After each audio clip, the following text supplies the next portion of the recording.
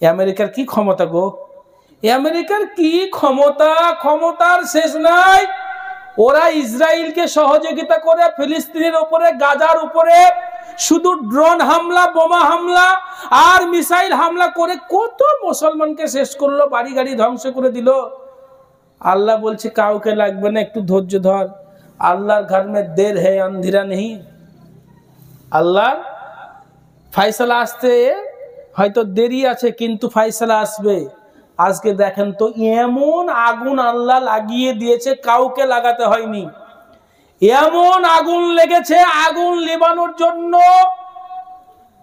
লক্ষ লক্ষ শ্রমিক কাজ করছে, কত প্লেন কাজ করছে, কত জাহাজ কাজ করছে, ওই আগুন নিবানোর ক্ষমতা হচ্ছে না। লক্ষ বাড়ি পুড়ে শেষ হয়ে গেল, ধ্বংস হয়ে গেল। লক্ষ মানুষের জীবন চলে যেতে শুরু হয়েছে। মিলিয়ন মিলিয়ন টাকা নষ্ট হচ্ছে, আর সেই টাকা তারা অর্থ খরচ করছিল মুসলিমদের শেষ করার জন্য। আল্লাহ বলছে দাঁড়া, ধৈর্য ধর। রাখে আল্লাহ, মারে কে? মারে আল্লাহ, রাখে। কথা বুঝতে পারলেন না? অত আইসু মাউতাশা অত দিল্লু মাউতাশা বিয়াদিকাল খায়র ওয়া হুয়া আলা কুল্লি শাইইন কাদির। তাই সারা পৃথিবীর সমস্ত মানুষকে বলতে চাই হুঁশিয়ার দিয়ে, ভারত সরকারকেও বলতে চাই, এই দেশের যারা কুখ্যাত ব্যক্তি, যারা মুসলিমদের উপর অত্যাচার করছে গরুর গোশের নাম দিয়ে, যারা নামাজ পড়াকে নাম দিয়ে মসজিদ ভাঙছে, মসজিদ ভেঙে মন্দির তৈরি করছে, তাদেরকে বলছি আমেরিকার দিকে তাকাও। আমরা তোমাদের বিরুদ্ধে লাগবো না, আমাদের আল্লাহ রেডি আছে, এমন দেয়া দেবে সেদিন পালানোর জায়গা পাবো না। কোথাকার যোগী আর কোথাকার মোদি, কোথাকার শাহ, সেদিন দাঁড়ানোর জায়গা হবে না। আমাদের লাগতে হবে না, আমরা আল্লাহর গোলাম, আল্লাহ আমাদের জন্য যথেষ্ট। আমরা আল্লাহর যদি হয়ে যাই, আল্লাহ আমাদের জন্য রেডি হবে। কথা বুঝতে পারলেন না? ওই যে আল্লাহ তো বলেই দিয়েছেন, ফালিয়াবুদু রাব্ব হাযাল বাইত, তোমরা আমার ওই কাবা ঘরের রবের ইবাদত করো। তাহলে কি হবে? আল্লাযী আত'আমাহুম মিন জু'ইন ওয়া আমানাহুম মিন খাউফ, আমি তোমাদেরকে খাবার দিয়ে, আহার দিয়ে, রুজি দিয়ে পরিপূর্ণ করে দেব, ভয় ডরকে দূর করে দেব, আর রহমতের আমানতের চাদর দিয়ে তোমাদেরকে মুড়িয়ে রাখবো। সুবহানাল্লাহ। তাহলে আমরা আল্লাহর ঘরে ঢুকি, আল্লাহর কাছে যাই, আল্লাহর কাছে দোয়া করি, হালাল খাই, হারাম পথ ছাড়ি, অন্যায় ছাড়ি, অশ্লীলতা ছাড়ি, আল্লাহ আমাদের রক্ষা করবেন ইনশাআল্লাহ। আজ আমেরিকার 12টা বাজাচ্ছেন, আল্লাহ দেখেছেন, টেলিভিশন দেখেছেন, খবরাখবর তো দেখেননি, আপনারা বয়স্ক মানুষ বুঝতে পারছেন না, তাই না? যারা ফেসবুক চালাচ্ছে, টুইটার দেখছে, তারা জানে যে আমেরিকার মধ্যে এমন দাবানল, এমন আগুন শুরু হয়েছে। আল্লাহু আকবার।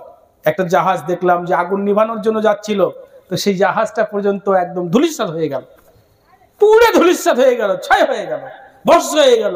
কে কে করেছে? ওই যে বদর প্রান্তে কাফেররা পালিয়ে দিশা পিছা পাচ্ছে না, কি সব যখন পালিয়ে যেতে শুরু করছে, তাদের সাথে বলছে, আরে পালাচ্ছ কেন? বলে পালাবো না, মানে আমি যা দেখছি তোমরা তো দেখতে পাও না। আসমান থেকে ফেরেশতা নামছে। আল্লাহু আকবার। কথা বুঝেন না? আসমান থেকে এত ফেরেশতা নেমেছে, এত ফেরেশতা নেমেছে, ও দেখে মনে হচ্ছে 313 জন, কিন্তু না, কত ফেরেশতা যে সেখানে নেমেছে, তারা দেখেই তাজ্জব, এত লোক কোথা থেকে আসলো, তারা পালাতে দিশি পিছে পায় না। আমেরিকা সরকার কত ক্ষমতার অধিকারী, ইসরায়েল খুব চালিয়েছে, কিন্তু দেখেন আজকে বাঁচার উপায় নেই ভাই।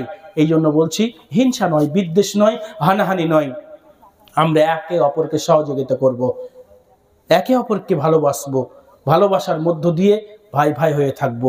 হিন্দু মুসলিম করব না, এ সমাজ ও সমাজ করব না, আমরা এই মাদ্রাসা ওই মাদ্রাসা করব না, সবাই সবাইকে সহযোগিতা করে দ্বীন ইসলামের কাজে যে যতটুকু করছে আমরা এতটুকুন বলবো আলহামদুলিল্লাহ।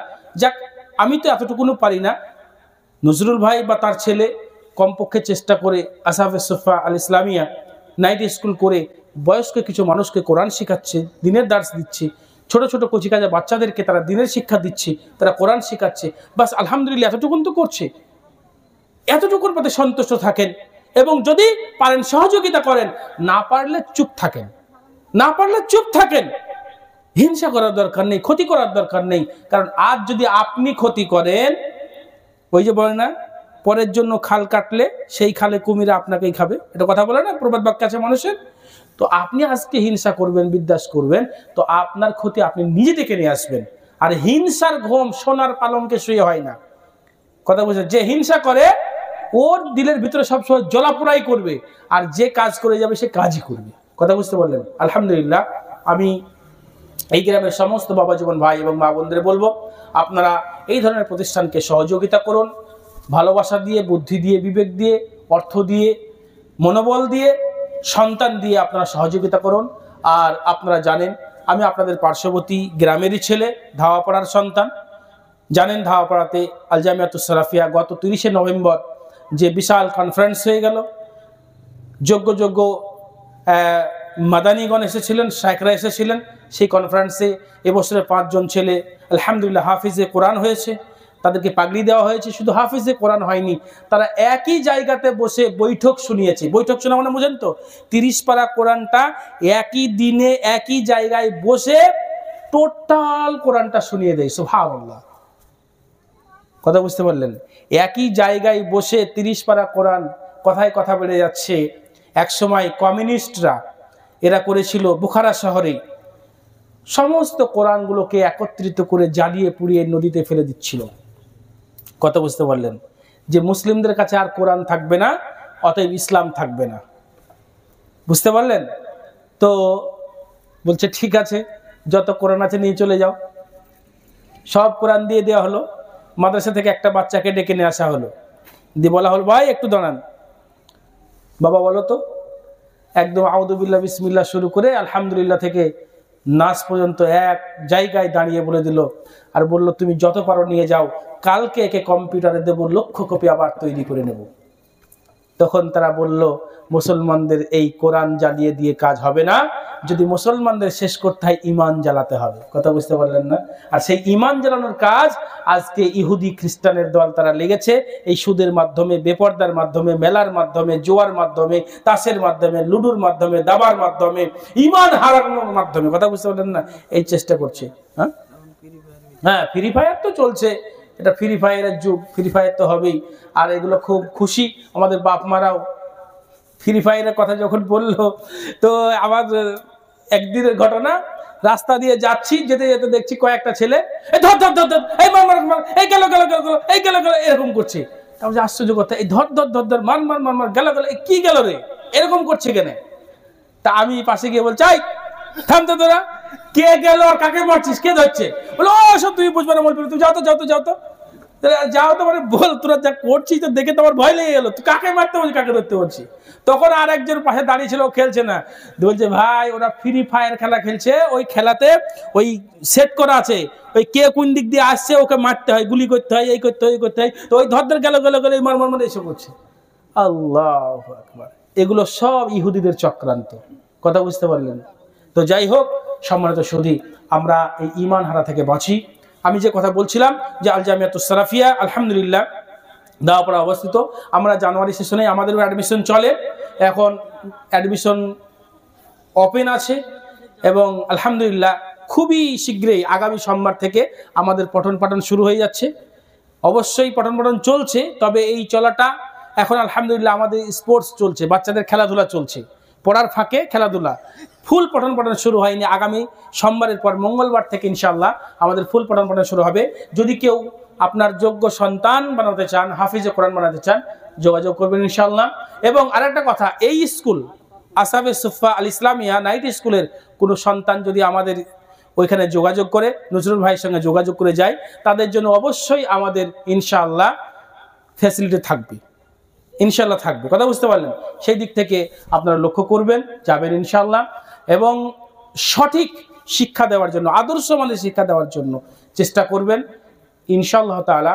আমরা সেই চেষ্টা চালিয়ে যাচ্ছি। তবে আর একটা কথা বলে রাখি, আমরা আমাদের স্কুল থেকে সমস্ত এতিম বাচ্চাদের সম্পূর্ণ ফ্রি খাওয়া দাওয়া, থাকা, পড়া, ড্রেস সব আলহামদুলিল্লাহ ফুল বহন করি আমরা আমাদের প্রতিষ্ঠান থেকে। শুধু তাই নয়, আমরা গ্রামে অঙ্গীকারাবদ্ধ করেছি যে আমার গ্রামে যদি কোনো অসহায় কি হচ্ছে,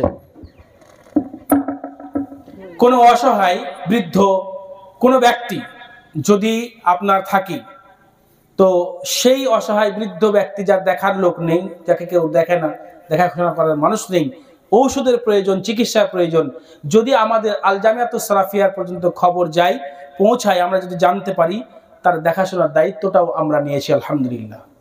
কথা বুঝতে পারলেন? আমরা সম্পূর্ণ দিনের স্বার্থে, দুনিয়ার স্বার্থে নয়। যদি বাড়ি কামাতে চাই, গাড়ি কামাতে চাই, আমার জন্য অনেক রাস্তা আছে। কথা বুঝতে পারলেন? আলহামদুলিল্লাহ। এই মানুষ আমাদেরকে ওয়াজ মাহফিলের জন্য ডাকে আর বলে যে কত টাকা লাগবে। আমি তখন হাসি আর হেসে বলি যে ভাই, টাকা যদি লাগার কথা বলেন তাহলে আমাকে বাদ দিয়ে অন্যজনকে বলেন। যদি টাকার কথা বলেন তাহলে অন্যজনকে বলেন। আমি যাব, আমার খরচা আছে, আপনি ইনসাফ করবেন, বাস। কথা বুঝতে পারলেন না? তো আমি এইভাবে কাজ করি আলহামদুলিল্লাহ, দিনের স্বার্থে কাজ করার চেষ্টা করছি। তবে এবার আপনি বলছেন যে তাহলে ফিজ, আজকে যদি ফিজ না নিই তাহলে কি হবে? অন্যান্য যে মাদ্রাসাগুলো আমি বদনাম করছি না, সেই মাদ্রাসা থেকেই হয়তো আমরা তৈরি হয়েছি। আজকে ছাত্র শিক্ষকদের কোনো সম্মান আছে, ইজ্জত আছে? শিক্ষককে গিয়ে আপনার দুয়ারে দাঁড়িয়ে থাকতে হচ্ছে, ছাত্রকে গিয়ে আপনার দুয়ারে দাঁড়িয়ে থাকতে হচ্ছে, ভিক্ষাবৃত্তি করতে হচ্ছে। এর থেকে লজ্জার, জঘন্যতার আর কিছু আছে? আপনার ছেলে কেন ভিক্ষা করবে? আপনার উস্তাদ কেন ভিক্ষা করবে? কেন আলেমরা যাবে ভিক্ষা করতে? কেন আলেমরা জালসার নামে বাড়ি বাড়ি যাবে? কেন আপনার সন্তান যাবে? কেন? আপনি নিজ থেকে আপনার সন্তানকে পড়াবেন, আপনি দায়িত্ব নিয়ে পড়াবেন। আপনার ক্ষমতা নেই, আপনি বলবেন আমার ক্ষমতা নেই।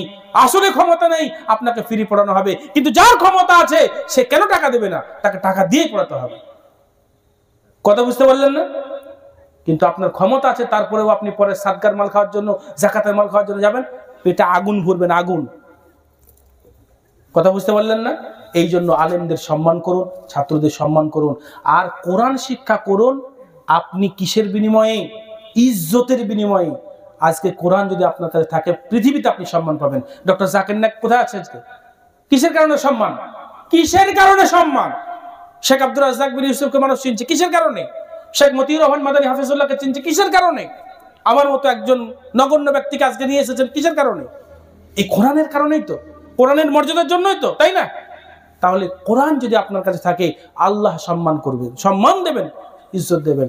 আল্লাহর কাছে দোয়া করি পরিশেষে, হে আল্লাহ, তুমি এই মানবগুলোকে, তোমার ভুলো বান্দাদেরকে তুমি সঠিক দিশা দিয়ে তাদের ঈমানকে বাঁচিয়ে দুনিয়ার বুকে চলার এবং পরকালে সফলতা অর্জন করার তৌফিক তুমি দান করো। আল্লাহুম্মা আমিন।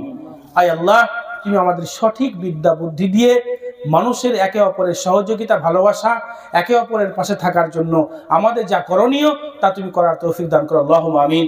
আল্লাহ, সর্বোপরি আমাদের ঈমানকে তুমি বৃদ্ধি করো, ঈমানকে বাঁচিয়ে নিয়ে এই দুনিয়া থেকে আমরা যেন যেতে পারি, সেই তৌফিক দান করো। আল্লাহুম্মা আমিন। আমিন সুম্মা আমিন। ওয়া আখিরু দাওয়ানা আলহামদুলিল্লাহি রাব্বিল আলামিন। আসসালামু আলাইকুম।